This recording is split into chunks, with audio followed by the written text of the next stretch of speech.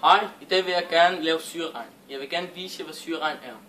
Så jeg har noget svovl, som har en gul, flot farve. Jeg har noget demineraliseret vand.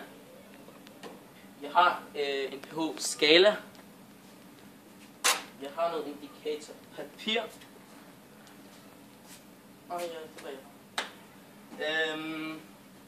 Demineraliseret vand har en pH-værdi på 7. Altså den er neutral. Og det kan jeg bevise. Og når jeg sætter på indikatorpapiret, så får det samme farve som nummer 7. Neutral. I elkraftværker brændes der kul af for at kunne lave elektricitet. I kul indeholder der svovl. Så når kullet bliver afbrændt, så reagerer svovlen med oxygen, altså ilten i luften, og bliver til svovldioxid.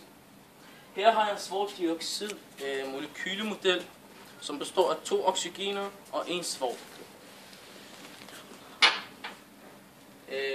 Når svovldioxiden kommer op i luften, blandes det med regndråberne af det rene vand i skyerne, og så bliver det til syreregn, som jeg så vil vise lige om lidt.